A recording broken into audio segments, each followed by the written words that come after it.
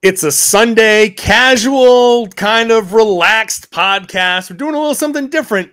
We're doing this one from the fans' perspective with my friend, my old college buddy, Demetri Pappas. Celtics in the finals. How are we feeling? How are we processing things? It's a real good conversation here right now on the Locked On Celtics podcast. Be ever ready. Recognize the city of champs. Boston, baby, we do what you can't. Locked on number 18, Tatum and Brown, J-team, step back. We gon' wet that and slay teams. Of course, the Celtics, who else could it be? Screaming like KG with the Larry O.B.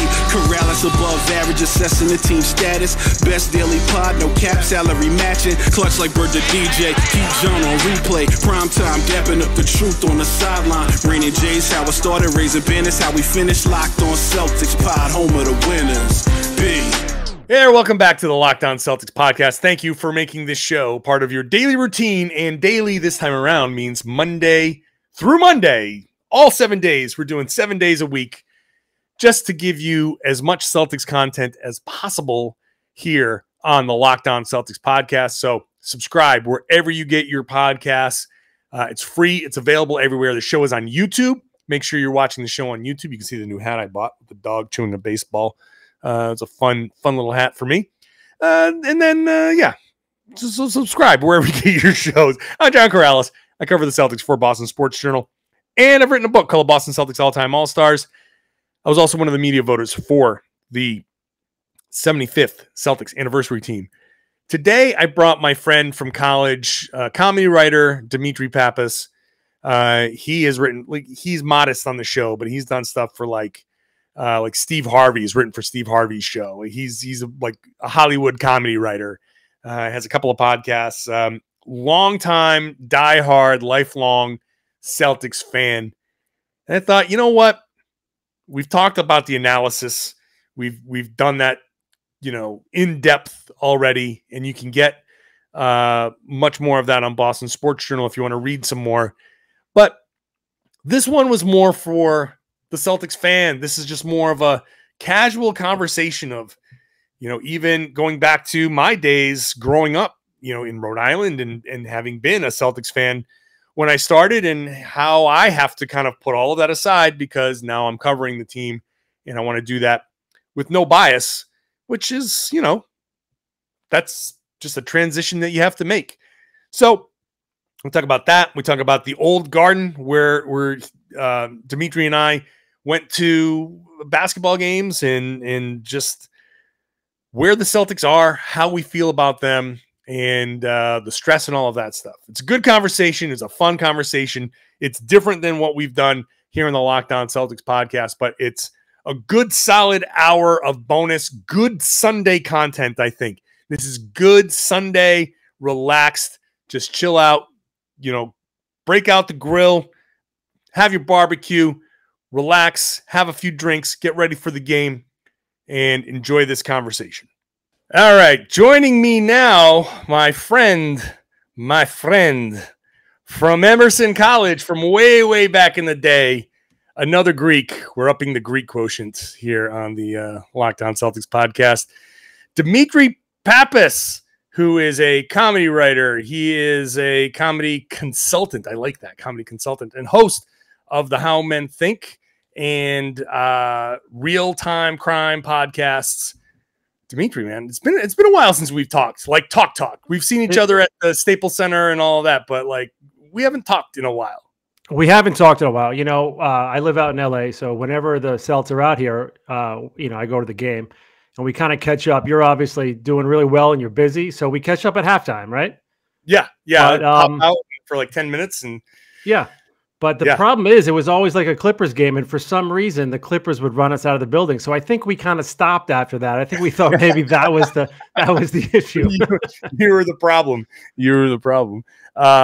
So this is good because I want to get this. This is cool to get this from the fans' perspective. You're obviously a gigantic Celtics fan. Yeah. So let's start with this. How are you feeling? How do you feel about this season? How are you feeling? Well, Encapsulate a year's worth of emotions in 45 seconds. Catch me up to speed because I haven't been watching since January. Are they still playing? Yeah. So you remember they're like mediocre, right? Like yeah, right around 500. Right. So you've been hit over the head with a blunt object. You've just woken up, and you're like, okay, so, oh God, okay, the Warriors are in the finals. I guess what? Yeah, well, that's a shock. I got to tell you, I'm feeling really good, but I'm also feeling, I think, like most New England and Celtics fans feel, I'm psyched that we're up one game to nothing, and I'm feeling real good about that. But I'm still not comfortable. Look, you steal one on the road in the finals, you're feeling pretty good. But I'm nervous. I'm good. I'm happy nervous. Yeah, it's funny because I can't get into that level of emotion anymore because I have to keep the level head, right? I have to be like, let's assume the Celtics win this, and it's like 3, 2, 1, ball goes up in the air, confetti comes down. If they do it at the Garden, like I got to sit there and be like watching for like that one moment, be like, oh, did Malik Fitz just hug somebody's knee? That could be the angle that I need. That could be one little thing that I hang like my lead in my story, and people go, "Oh, I didn't notice that." Like that's the drawback. That's the drawback of being like, your childhood dream is right to be a beat writer for the Celtics. You get it, and then you're like, wait a minute, if they win the whole thing, I gotta like have my wits about me. I can't be what I would normally be, and that's like 6 beers in the crowd. Right. So that's what people ask me all the time, like. They're young Celtics fans. What I used to be, in college, and you say, okay, I want to come in here and be in this business, and I want to write about the Celtics and cover the Celtics because you love the Celtics. And then you realize that once you get into covering the Celtics, you have to sacrifice the fandom. You have to. Yeah. So like, I can't sit there and be like, yes, Al Horford. I got to be like, oh, that was an interesting, open. Al Horford hit 2 very nice threes, and that's it. Like he's gonna sit there. But that's what I appreciate that because that's your job, right? And that's what you do. And for me, that's kind of an extension of me because we're buddies, right? So I think, all right, Karalis is doing this, right? I'm going to be able to read what he says about all this later, and I'll get that. Right now, I'm just drunk and I'm loving every minute of it. Right. I think that I think you just hit on exactly what the purpose of a beat writer is. You go to the game and get drunk and stupid and just scream, crazy. And I'm the one like, no problem. I'll take the notes for you. Like you show up late to class, you goof around. I'm in the back taking the notes. Like, here you go. Yeah. Here's what the professor said. And and all of a sudden it's like Chevy Chase and Dan Aykroyd and Spies Like Us. I'm coughing and trying to cheat off your paper at the end. I'm like, you guys see Horford hit 2 shots. He was wide open. Hold on. Let me read this on my phone. Yeah. That's basically the crux of what this is. But I like that. I like this fan journalist, dynamic. But you know what? I tell you what, it's a different experience. I was a fan when they won in 2008, but I was also working in TV. So I was working that night. So I couldn't be drunk and watching the game then either. I took care of that for you too. Yeah. So all right, so listen. It's a catch-22. It's a dream job for you, right? Yeah, I'm right. Right. It's a fantastic job. Yeah, and it's something that you wouldn't trade for anything. So listen, would anybody who grew up rooting for the Celtics and all this, would anybody trade that for a few beers during the game? No, because you can always do that after the game. In fact, I'm not getting ahead of myself. I know Celtics fans will lambaste me for this. But my buddy, Dickie and I got tickets for Game 6. We live in LA. So if there's a Game 6, we're going to fly back. And if by chance, I'm saying by chance, that happens to be something special that night, we'll save you a beer at the pub afterward. Yeah. Love it. That's look, I think Celtics fans have, especially now, like this has just been such a big gap between these teams. It's a whole new generation of fans, right? Like, it's 2008. It's now 2022. So that's 14 years. So even if you were like a kid, 8, 9, 10 years old, you barely even remember. Like you just kind of have these like vague memories of Pierce and Garnett and Ray. Like now a lot of these, kids in their 20s, this is their championship team.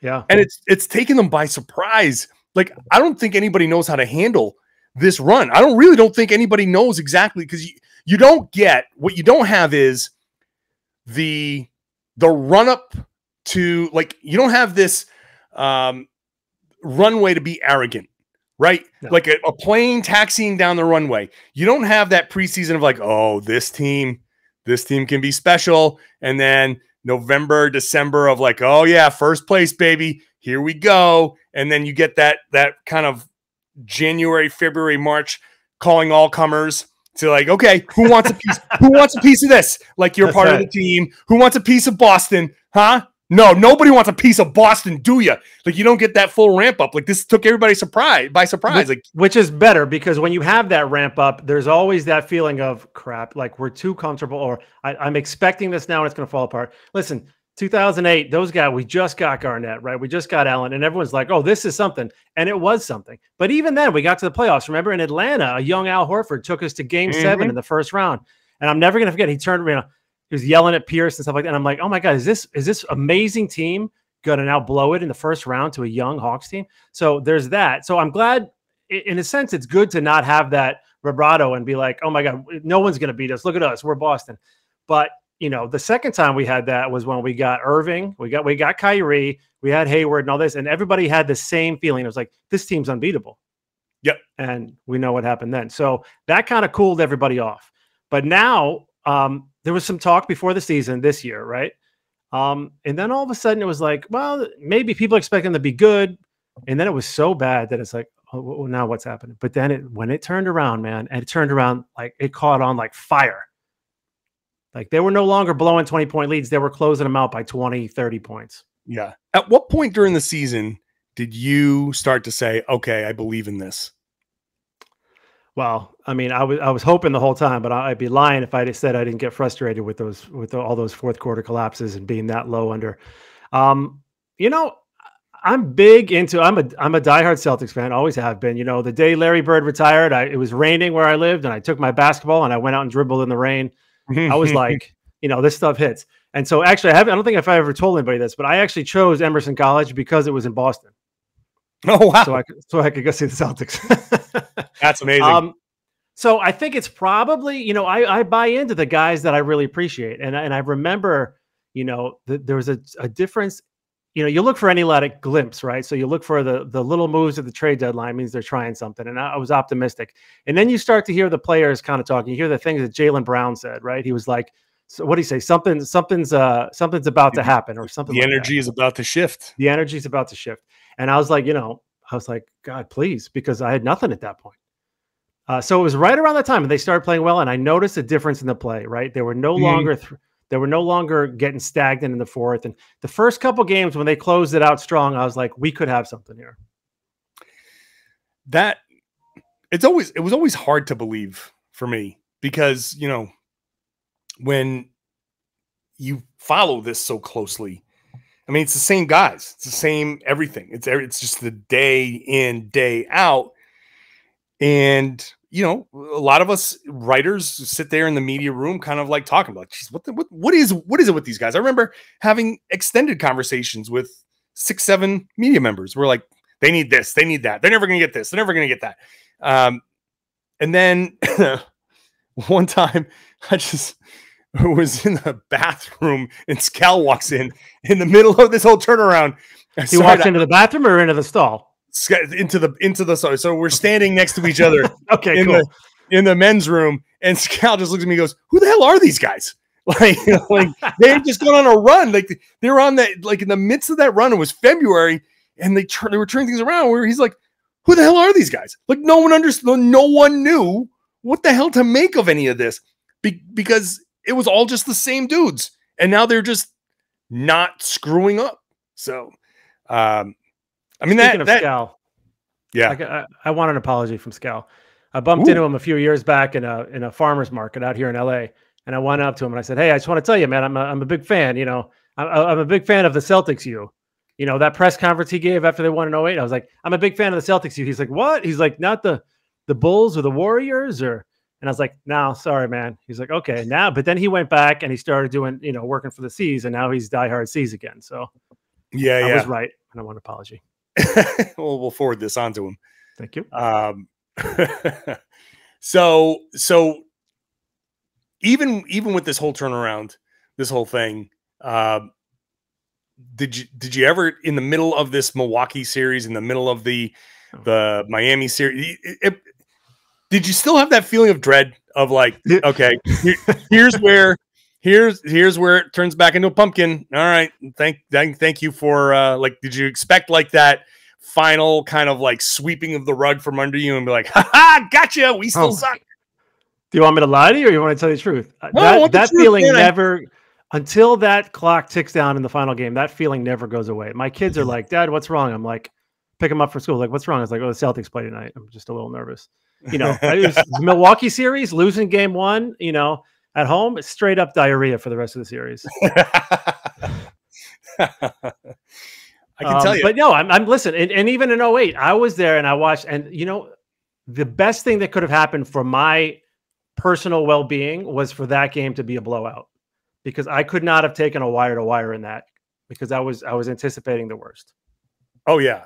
I can say, I think casual fans or non-fans of the particular teams, like if you're just watching the NBA finals because you love it, I think everybody would love, you know, an overtime game or, you know, a last second shot. Fans of these teams, the last thing you want is for anything to be in doubt in the fourth quarter. You want 40 to 13, 40 to 16. You want that in the first quarter and just cruise the rest of the way. And even then at halftime, you're like, well, we're only up 30. No, even then I'm like, there's way too much time. There were a couple games, you know, when we were up like 20 and I'm like, oh, but it's the first half. Obviously, you'd rather be up 20 than down 20, but it still wouldn't sit well with me. I was like, it's too early. It's too early. There's too much time. I mean, and listen, that Miami series, it gives you enough. Like, there was even the final game, game 7, right? What was it, like a 13-2 run or 11-2 run to close out the game? And we held on. And Butler's 3, like when that 3 left, I was like, of course, this is going. Yeah. Why not? I was right there with you. That one, I've said it on the podcast before. I believe in the basketball gods in that I just feel like when you mess around, you get what you deserve. And when the other team's playing hard, like the Celtics had, you know, messed around for that whole fourth quarter. And I was like, oh, here we go. This is not good. This is where something stupid happens. And when Butler shot that, I was like, oh, okay, here's the something stupid. And it didn't go in. And it was like, oh, okay. So and when that bounced off the rim and we got the rebound, all of a sudden there was like a mental shift with me, because like I said, I was anticipating the same thing you just said, the basketball god, something stupid's going to happen. And I was like, same thing. This is the something stupid. So I was watching, waiting for it to go in and be down by 1. And it bounced off when we got the rebound. I was like, and I felt like a shift, right? What Jaylen Brown said. So yes, that's what, exactly. All of a sudden I'm like, oh, wait, this is different. We're moving on. And this is different now. Yeah. I understand exactly what that is. I can say that even from the, you know, the seat that I'm in, you can sit there and be like, oh, okay. Now, I do give a lot of deference to the Warriors just because they've been here and they've done that. Like, I feel like that experience it trumps a lot of things, but I still, you know, there's the basketball like side of me that's just, okay, here's the matchups. Here's what they don't do well. Here they have young guys too, and you know there's opportunity here. That it's still Steph and Clay and Dre, but it's also like Clay's not the same, and Dre's a bit older, and part of what made that all work, like Iggy is not the same at all, and you know there's no Sean Livingston to play both. Like there's just like a lot of stuff from the old runs, and forget Kevin Durant. Like before Kevin Durant, they were winning 73 games. Like this isn't those teams. It just looks the same as those teams. And mentally we're still there. It's like we're frozen in time. The same reason why I watch a lot of highlights of the NBA and I watch a lot of games, but I don't watch it. So in my mind, Steph Curry doesn't miss because they don't show you the misses. Right. So then when he misses a shot, I'm like, okay, that's right. That's the way this goes. Because all of a sudden I'm watching this game and I'm like, we can't keep up if they're going to hit every single shot. Yeah. And you kind of forget for a second that Steph kind of had a down season when it comes to his shooting. Like he is still Steph and capable of pulling Like if you play him the way they played in the first quarter of game one, he's going to drop 21 points in a quarter because he's still Steph. Right. But also like there has been something just a tiny bit off about him, but I still can't discount what the Warriors are. No. Until like, even if it's 3-0, I would have the feeling of, well, look, if any team can come back from 3-0, it's the Warriors. So I'm still not 100% sure about this. I'll love it, but I won't be comfortable. No, nothing's comfortable. Yeah, they could be in the middle of the parade and be like, are we sure they're not going to call back and get the last 2-minute report and say, no, you guys got to play this again. Sorry. Yeah. Yeah. So. I mean, remember 2008, right? We're there, we're in the finals, we're playing. All of a sudden, Pierce goes down and they carry him off the court. And I'm like, well, there goes that. Because that's all it takes. That's exactly right. It's exactly right. And you can't account for it. Nope. But that's it. You know, and I don't even want to say, nope. I'm not even going to use a current example. Nope. You never know. In fact, don't, because somebody tweeted out something nasty about Al to Anna, his sister, on Twitter. And of course, that person got run off. I think within like 4 minutes, that person had to cancel their account because they just got lambasted. I know I've used that word twice now, but listen, 'tis the season. Good word. And they got run off Twitter. People come at Anna's neck a lot. Yeah. Like they really go after her. She is not afraid to give it back. The Horford siblings are quite protective of their brother. Yeah. I love that. Yeah, listen, from a couple of Greeks here, right? We understand family. Hey, look, all I got to see is like, oh shit, Pappas? Oh, hold on. Who's bothering? You know what I mean? Like you get that little, and I know Greeks, man. I don't trust them at all. Nor should you. You know, we're Greeks. We're not trustworthy. But also, like, hey, don't mess with us either. Like, I'll handle it internally. You know. Listen, when I got to college, I was like, all right, feel my way around. I was in Boston. I was like, oh, Karalis, this guy's Greek. Then I'm like, oh, this guy's a Celtics fan. I was like, oh, okay, we're good. Like, yeah. I was like, at the very least, I knew I had somebody there that had my back the next 4 years. There you go. Now, we were there before the current building. The current building was, that's how old this beard is. Not just for show. I've earned the grays in this beard, baby. I remember the above ground Green Line North Station stop. The old, when you see the old grainy VHS, probably shot trains coming around the bend and you see the garden. Yep, Boston Garden, North Station, that whole thing. Like that's when we were there. I remember a very valuable lesson first week freshman year. Oh yeah, buddies and I were like, let's go check out a Celtics game. I'm like, that's why I came, right? So we go and we buy tickets from a scalper. Oh, we get in there, yeah, and I'm like, no, they weren't fakes, but it was the old Boston Garden. So we're sitting there, and my buddy's like, this balcony's hanging down. I got to lean down to see half the court. And I was like, oh, is that uncomfortable for you? He turns, he looks at me. I'm sitting literally behind a post. Like there's just a big concrete beam. I'm like, this shouldn't even be a seat. Yeah. I love that. That old crappy building. Like it's such a sentimental place. And, but oh my God, that was such a horrible place to sit for like obstructed view and all of that.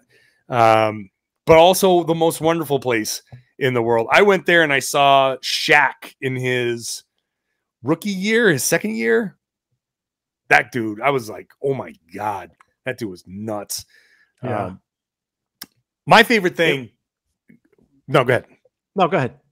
No, I was going to completely change topics. No, I was just going to say, it was always nice to see games like that, to see someone come in. It's funny. We're talking about I want a blowout. I don't want a close game, but I'd love seeing games when you see a spectacular performance from somebody, but the Celtics would still win. That was a perfect thing. Man. The guy you wanted to come in and be like, oh my God, Shaq dropped 40 and 20 and the Celtics win by 15. You're like, okay, this is nice. This is good. Yeah. The times are different back then. When I was there, well, when we were there, because we were in the same class, I think, right? Yeah, sure. Fenway Park used to open up the grandstands, the outfield seats in the for the last 2 innings. They just open up the garage door thing, and you could just walk right in off the street and watch the last 2 innings of the Red Sox game, which was insane. Those, they had the old bleachers out there. That was a good time. And our dorm, remember, we could open up the windows of our dorm and hear the announcer from Fenway. That's how close we were to Fenway. And that was fantastic. My first night, I opened the thing and here. And I was like, oh man, this is the coolest thing. Living in Boston, have the Red Sox on one end, have the Celtics on the other end. That was so cool. I'm not proud of this, but there was one time you mentioned about opening up the bleachers, and we were sitting there at the dorm drinking, right? We had a 40, right? And someone's like, hey, they're opening up the things. Let's get over there. It's because we're like 4 blocks away. So pound a 40 and then start sprinting to Fenway. About halfway. It was underneath the bridge by like Charles Gate West, whatever. Yeah. I booted. And then I was like, all right. And we just continued on and ran to Fenway and got in there. I mean, what did you expect? You chugged a 40. You ran a block and a half. You lost the 40 and said, keep running. That's pit stop. There's something about being young. You don't even think about it then. You're like, oh, yeah, that makes sense. Yeah. Okay. That's, damn, I wasted $2.50 on this 40. I'm not going to get that St. Ides back, am I? Yeah. What a waste of $2.50 that was. I didn't even get any of that to seep into my bloodstream. That's, oh, man. Well, so here we are in the finals.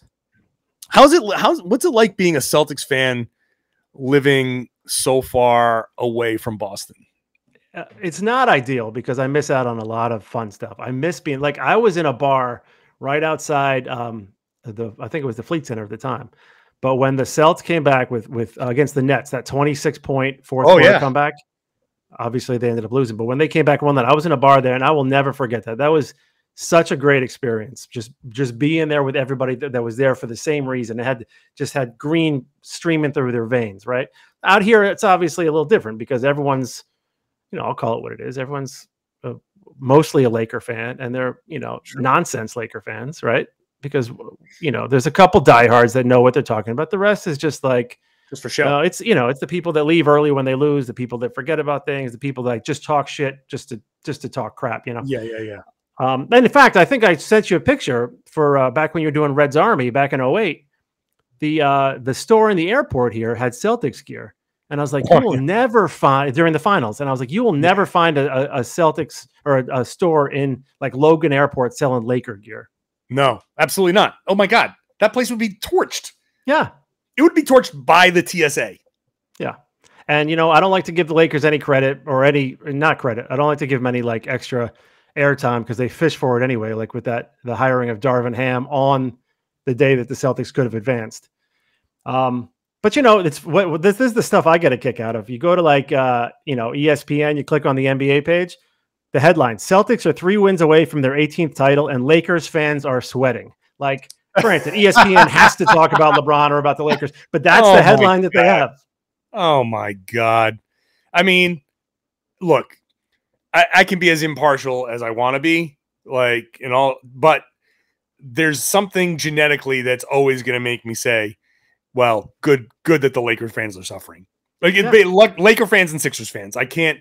It's just too deeply ingrained in my blood. Like I'm happy to bring up as often as I possibly can. Hey, Al Horford was great in Atlanta, in Boston, in OKC, and in Boston again. There's one place where it didn't work. Feels like it says more about the franchise where it didn't work than it does about the player. I'll drop that line as often as I can. It's a great line. Do you remember? I think Steve Scalish. We went to college with him. Right? Oh yeah. He's a big Philly guy, right? Yeah, totally. So he puts on Facebook. It was right after they traded for Harden, and then they won a game. And he wrote, "Oh, I'm buying my finals tickets." Okay, number one, you can't. Number two, you guys just lost to Boston by 40 3 nights ago. So I would dial down we're about to go to the finals. Oh man, yeah. I'm my 2 favorite things is that line about Al Horford, and obviously the obvious one for the Lakers is the Minnesota Los Angeles thing, the 5 titles in Minnesota. Like Boston is going for their 18th title. Los Angeles has 12, or right. Like, yeah. And then 5 belong in Minnesota, to the point where if you go back and look at the videos from the Celtics and the Lakers, if you look back at the broadcasts, they didn't have the LA Lakers as even with the Celtics or anything like that. They only were counting the Los Angeles ones. There's plenty of evidence on the internet that the Lakers themselves were not counting the Minnesota championships. Right. They didn't start counting the Minnesota ones until Kobe wins a few, and they're like, oh, wait, if we count the Minnesota ones, now we're up there with Boston, but so the Lakers, the Lakers changed the calculus. I mean, does that surprise you? No, of course not. Lakers will do whatever their fans tell them to. They, whatever, yeah. It's cosmetic surgery. They did cosmetic surgery just like anything else in Los Angeles. They performed cosmetic surgery, and now all of a sudden they look as good as the Boston Celtics. Yeah, 5 more titles, and all of a sudden we're a D cup. That's what it is. Right. That's right. It's like Spaceballs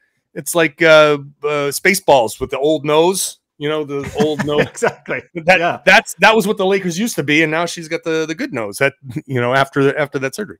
So exactly, but it's the hypocrisy of Lakers fans. And again, I honestly feel like we're in the finals. We're talking about the Lakers too much as it is. But the hypocrisy, these are the same guys that will turn around and be like, well, hold on. The Warriors won those games in Oakland. Now they're in San Francisco. Like, they'll do that kind of shit just to get out of whatever. Sure. Yeah. No, but hey, like, I mean, well, we could do it. We could do it with the Warriors, and they used to be the Philadelphia Warriors. So you can go way back. You can go way back. There's only a few teams that are still where they were. It's Boston, it's New York. Who else? Like, not even Philly. It's Boston. Is it Boston and New York? That might be it. I might be Washington, but no, the Bullets, they came from Rochester. So I'm supposed to be the history guy. I might be missing something, but point is that the Celtics are like in a class of their own when it comes to franchises with the history. And look, you're wearing the shirt. You're wearing the starting 5 shirt, the first all black starting 5. You're wearing the shirt. That's the Celtics have a rich history throughout the history. Like, they were one of the first, they predate the actual NBA. They go back to the BAA.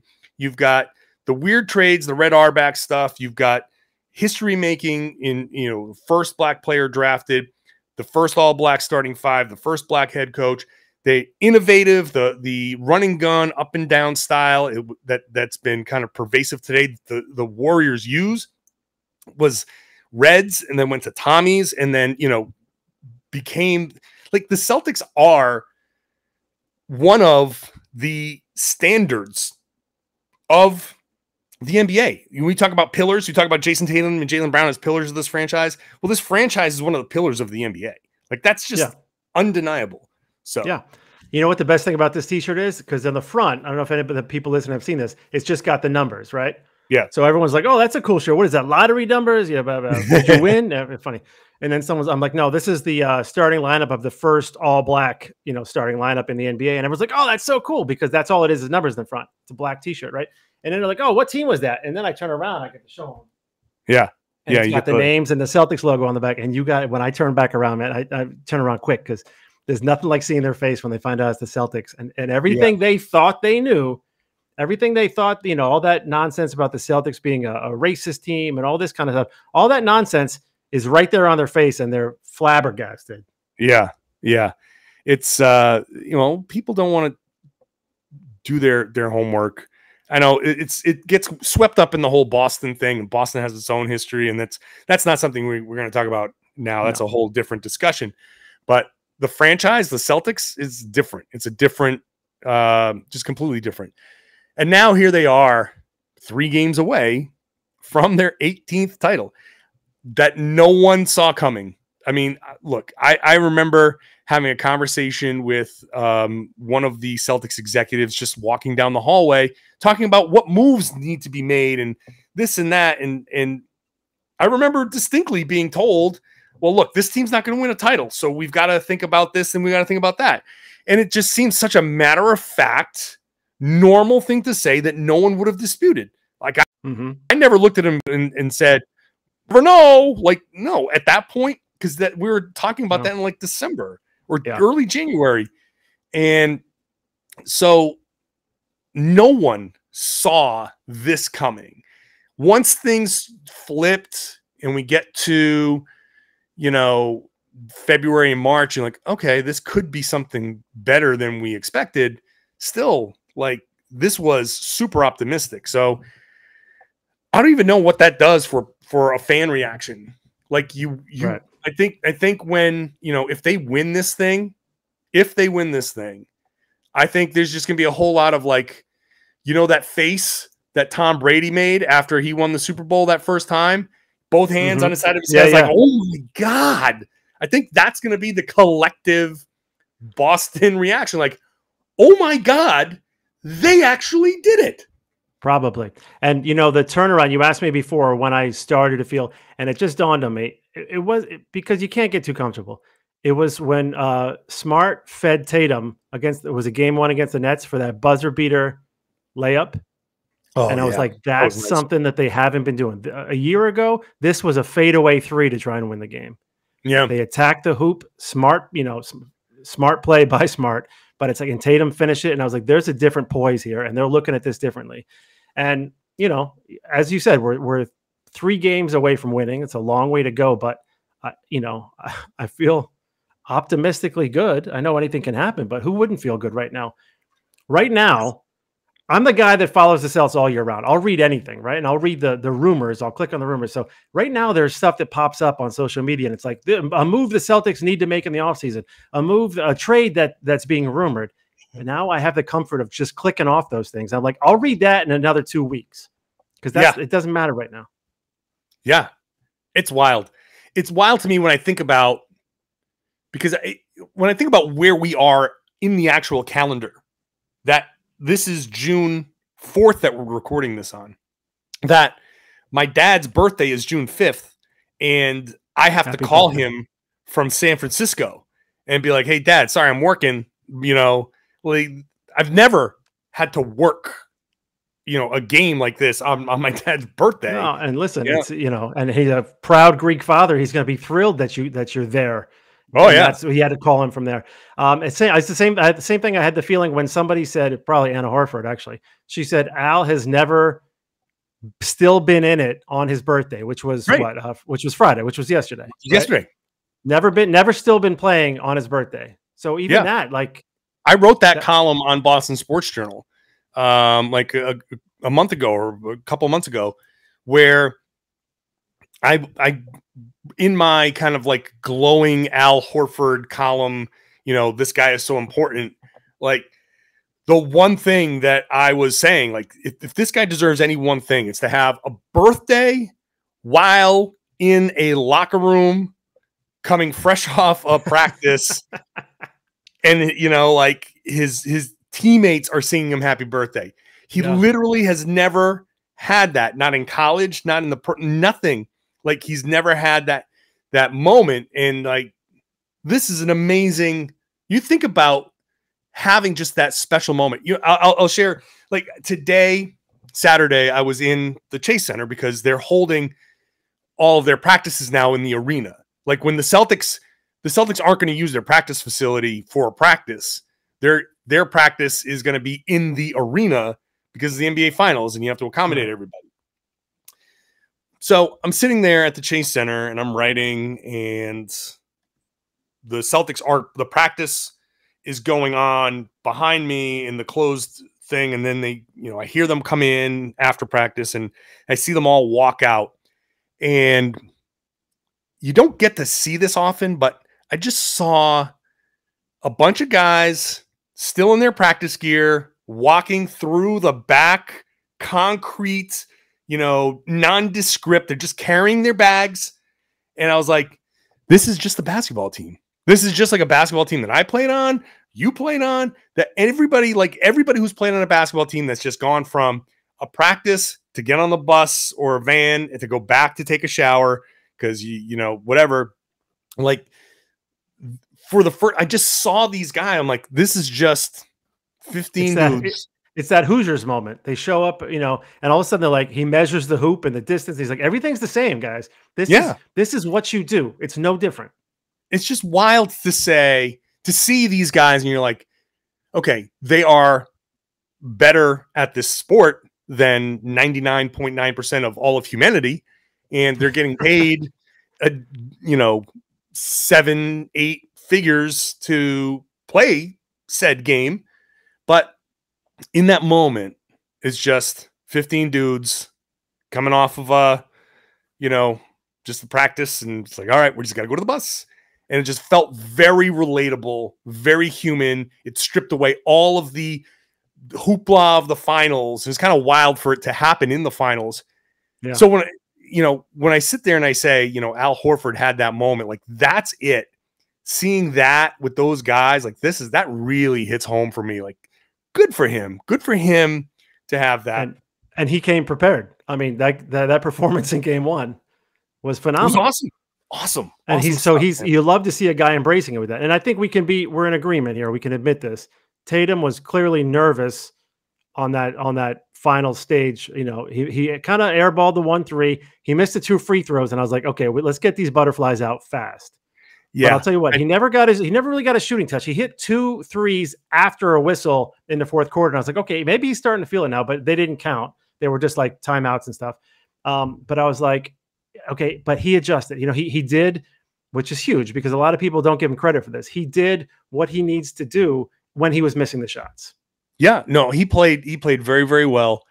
And I suppose I should address, you know, for the people who were watching or listening that follow me on Twitter or that heard me ask the question of Tatum at practice on Saturday. What I wanted to ask him was something about like, how does, you know, you're a scorer and, you know, you want to go out there. It's the finals. You want to be a scorer. You want to be who you are. And you've had this bad game. Like, how do you avoid like forcing it, you know, and still playing within yourself instead of like just falling into whatever, and the words I used were bad habits. Mm-hmm. And he shot back at me. He's like, what do you mean bad habits? I'm like, and I've been dunked on. He dunked on me there. I've been dunked on Twitter.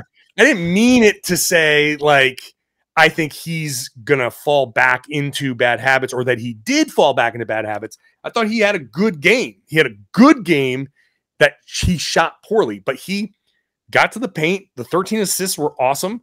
The paint touches at the end. He had a few assists in that fourth quarter run. Like he playing very, very great defensively. Yeah. I haven't wavered in saying that Tatum had a good game one where he shot poorly. But I will admit, hands up, my bad.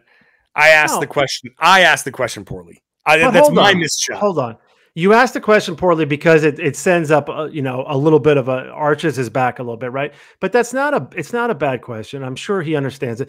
Listen, I'd rather you like ask questions and not softball questions either. Like, oh, you know, smooching up to all the players. But, and I know you're a good guy, and I know you, and I'm going to come to your defense here. Bad habits.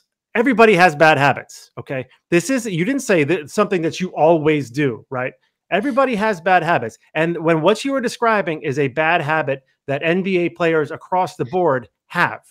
Yeah. Yeah. I know you would have preferred not to have used those words, but I don't think it's that bad. Upon review, this is me. I'm watching the film. Like all the guys afterwards, they say, well, we got to watch film. We got to try to get better. This is me watching the film. I'm like, okay, I could have done this differently. Could have asked the question differently. As I joked on Twitter, I over-penetrated with the question. I got caught a little too deep into the question. I turned the ball over and he dunked on me. That's how it went. So but the question that I wanted to ask was more trying to get into the mental state. I wanted to get into his head to see, I wanted him to share the thought process of, you're a scorer. You're a guy that's going to go off potentially for 50 points. And you had this bad shooting game one. is there something in your head that tells you, come on, man, go out there and search for your shot?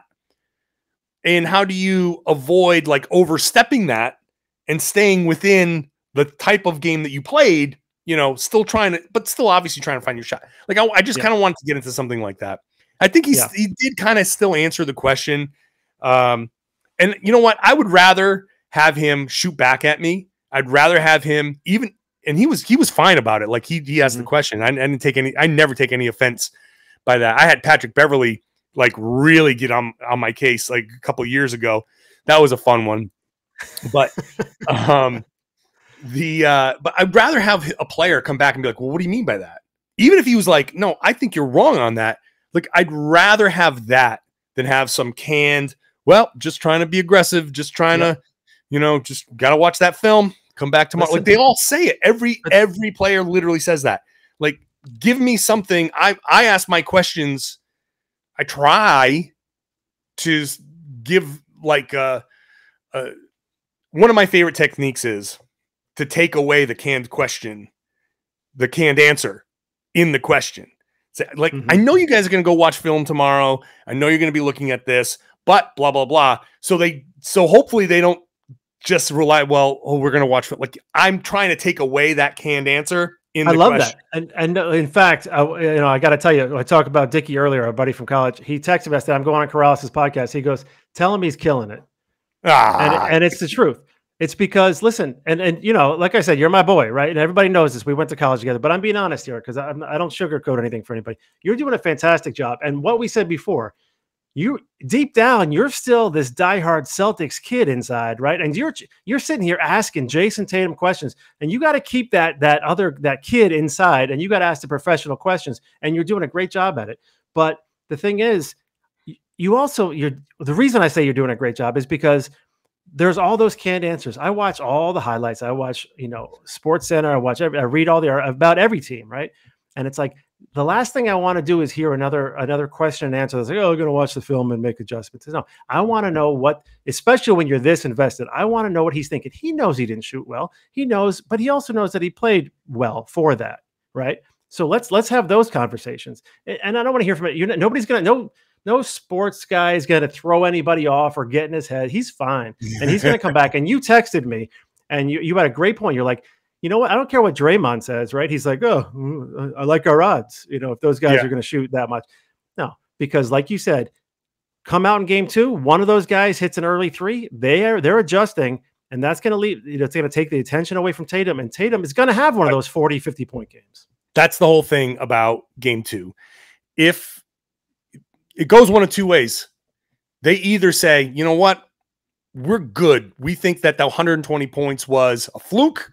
And we're going to continue to let Horford shoot. We're going to continue to let those guys shoot, and they're going to beat them again, or they're not. It's going to go that way. Or they're going to be like, oh crap. Like Horford's going to hit a 3. Derrick White's going to hit a 3. And they're like, okay, we can't let this keep going. So we have to adjust. And all it takes for Tatum to get to the rim is just this little, you know, extra 2 inches of space.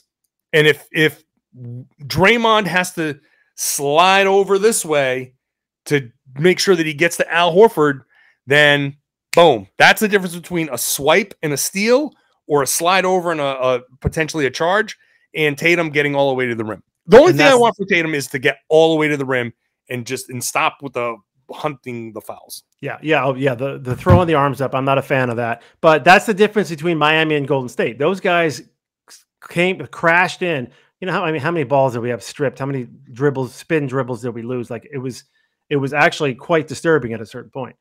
But this team is different. So they're not crashing all the way in, especially when our guys are hitting those shots. Yeah. So, you know, we'll see. I think game 2 is going to be a lot of fun. I like this podcast because, you know, I haven't had a fan on in a while. Like it's and it's good to kind of get like just a regular conversation and not just be knee deep in the, well, if they run this split action, I would hope that they hedge a little bit more and blah, blah, blah, blah, and all these, like, which is great. It's great to have that analysis as well. But like, you know, I think this is appropriate. You know why I think this is appropriate for game 2? Because first of all, we get the extra time, and I think people have been inundated with analysis. I think this is a good moment here to just kick back and appreciate, like, you know what, man? The damn Celtics are up 1-0 in the finals. Yeah. Like, you know, like, we get so, and part of my job is to get so microscopic about everything. And sometimes you just got to pull back and be like, you know what? Big picture. Let's just look at this big picture. Like, this is fun. And I do have to kind of like push everything back because I don't have a loyalty anymore other than to the game of basketball. That's how I always put it. My loyalty is to the game, and I need to be able to tell Celtics fans when something, in my opinion, is going well and when something, in my opinion, is going wrong, and hopefully be as unbiased as possible and say, like, even though, like, I'm a big Marcus Smart guy, I'm a big Al Horford guy, but when Marcus Smart does something wrong, I do have to be able to be like, all right, Marcus did have a quick trigger in that first quarter. Like, that was a little quick. The shot started to fall. Good for him. I'm not entirely thrilled with how he got hot, but he did. And okay, that's the, you know, that kind of stuff.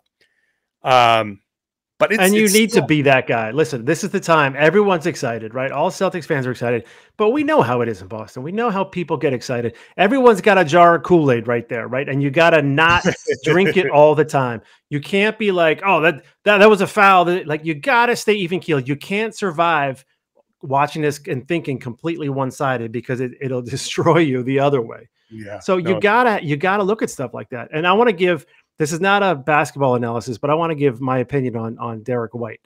A lot of people said, oh, I don't know what happened. You know, all of a sudden he flipped this around. I'll tell you, I have 4 kids. Here's what happened.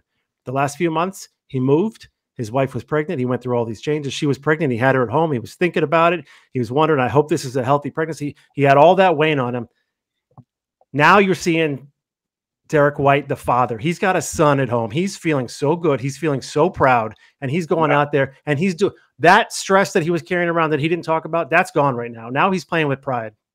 That's the difference. I believe that 100%. It's kind of funny because I just heard Kendrick Perkins say something similar.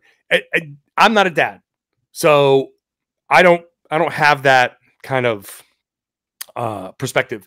But that's great because we talk about the new dad, that new dad strength. You know, the Fred VanVleet, like Fred VanVleet came out a couple of years ago, and you know his wife had a baby, and then all of a sudden he becomes like freaking first team All NBA. That's right. I buy it. I buy that rationale 1,000,000%. I think you're 100% right. Now he can be like on the road, like, okay, baby's good, she's good, we're fine. You know, you can pay the nanny now. You can pay, like, it's all good. Just I'll be back home in a week. Like, don't worry, I'll do the feedings, I'll do the changings. You know, I'm sure he's getting pictures of the crib right in front of the TV. You know, I'm sure his wife's helping him out like that when he's on the road. And oh my God, that's got to be something. Like, if you just have like the picture, like the back of the baby's head kind of like facing the TV, like if he gets that on his phone before like after a game, that's gotta be a thrill. That's gotta be like, so shouts to Derrick White. You know what? Shouts to this whole damn team. Bunch of different kind of personalities. There is always, and I don't know if every other writer feels like this. I feel like the team that you cover, you have like a tiny bit, even if I were to, you know, some reason not be covering the Celtics anymore, I was covering the, you know, Denver Nuggets. If I was this deep into it, there'd be a part of me that's like, I am rooting for these guys. I am rooting for these guys to succeed because, and you know, I talk about when I played, it's certainly like very many layers below, but like, you know, the work that goes into it, you know how hard it is, you know, the sacrifices that are made. And when you blow everything up to the level that the NBA is, with the money that's at stake and the fandom and the scrutiny and the, you know, all of that stuff, like, these guys work their butts off and sacrifice so much. Like, even some of the guys, you know, like, I don't know, man. I just think all of these guys have worked so hard to get to this point that this is a really likable team. And there is a part of me that's like, come on, guys, just I want to see the reward. I want to see Horford get his ring. I want to see Smart get a ring. I want to see these guys get their reward. I want to see Ime win a championship in his first year. Like, all of that stuff, I think, would be amazing for these guys. And it's not to take anything away from Golden State, but, you know, I know these guys and the work that they put into it. So there is certainly like a piece of me that's like, come on, you guys can do it. Let's finish this off. You've come too far. Let's just finish this off. Finish this deal off. You know, just do it. We're past the like, oh, this is a good building block. We're up 1-0 in the finals. There's no turning around saying, hey, that was a good lesson. Now next year, because there's no guarantee. Listen, these NBA teams and the Eastern Conference are just getting more and more stacked. Players are getting better. Teams are getting better. There's no guarantee you're coming back. It's not like the old days when you're like, yeah, we'll be back in the finals for the next 3 years. And as far as the team being likable, they are. And I'm not going to name any names, but living out here in LA, I am friends with some Laker fans, and they hate to admit it, but they will be like, I honestly kind of pull for these guys. They're good dudes. Yeah. Look, there's not a hint of any kind of negative, like go all the way down the roster. Like, they're all like good people. Like Jayson Tatum. What can you say about Jayson Tatum? What's his big thing? He has his son at every game. Like, the big defining characteristic of Jayson Tatum is that he's quiet and that he's a good dad.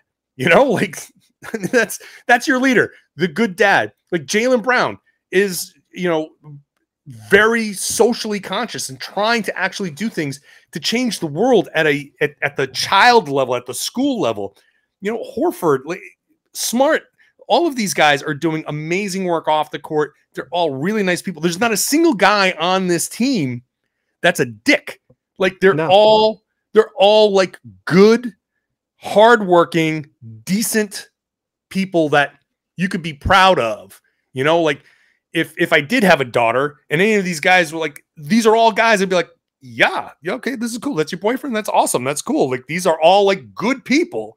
So, and you know, it starts at the top. It starts with Ime and Brad and those guys. Like, it's just high quality up and down. It is.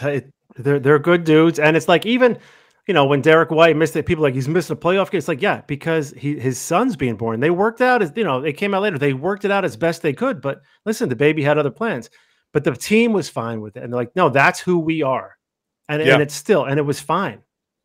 And that's what you got to be. Life is life, and basketball is basketball. And you got to figure out how to, as a player, you got to figure out how to make those two things work.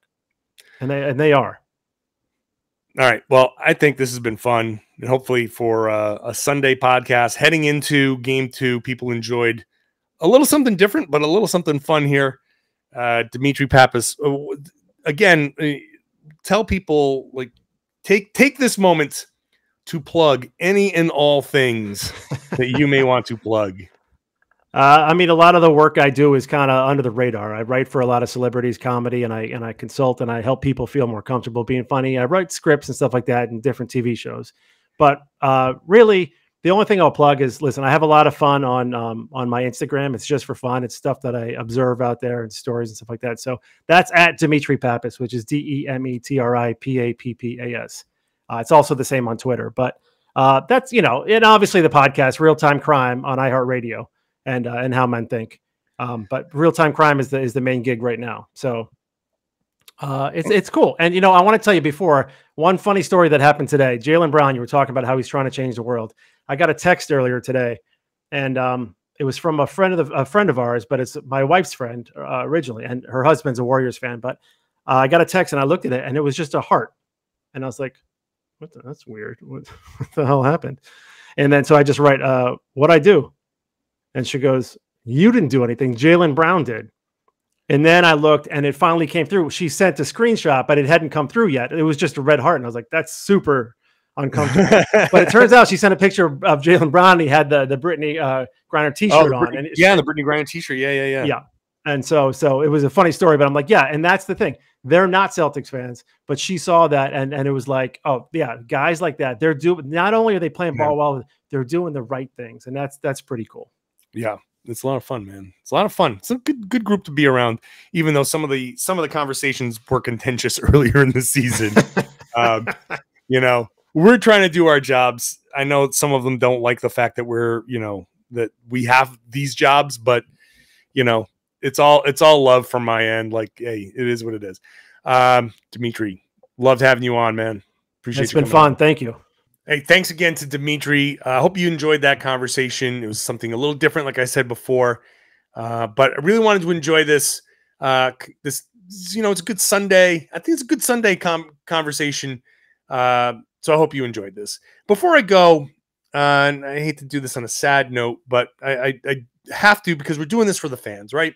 And I do this for you fans, and I have to acknowledge a fan that is no longer with us. Jonathan, his brother Justin, sent me the note that Jonathan suddenly passed before the final started. He's a huge Celtics fan, and he was a fan of the podcast, and just tragic news to hear of his passing.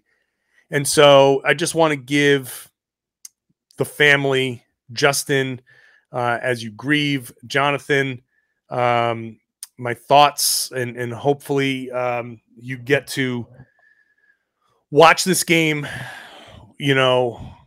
from above somewhere, somehow. This is a tough time for the family, but I want to send my thoughts to your family. I know all of Celtics Nation sends their thoughts. I know he probably would have been just beside himself enjoying this finals run. So hopefully the Celtics can do this, and he can give you a little bit of solace, a little bit of a brief, tiny kind of smile to know that they did it, and that Jonathan would enjoy it. And so my thoughts are out to you and your family. Celtics Nation is a strong one. This is a family of fans that goes around the world, and I know that we rally in times like this for each other. So to your family, Justin, in this terrible time, hopefully we can find a little bit of solace and a brief kind of escape for you through the Celtics and through the podcast, if that's helpful at all. So thank you so much for the note. It means a lot to me that me saying these words would mean a lot to you. So my thoughts go out to you and your family.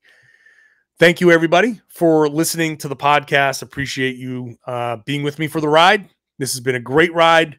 Game 2, we'll get back to it. I'm back post-game, full post-game analysis. Back to the normal post-game podcast. Again, I'm doing the show 7 days a week to make sure you get all your Celtics content. It's all right here on the Locked On Celtics podcast. We're part of the Locked On Podcast Network.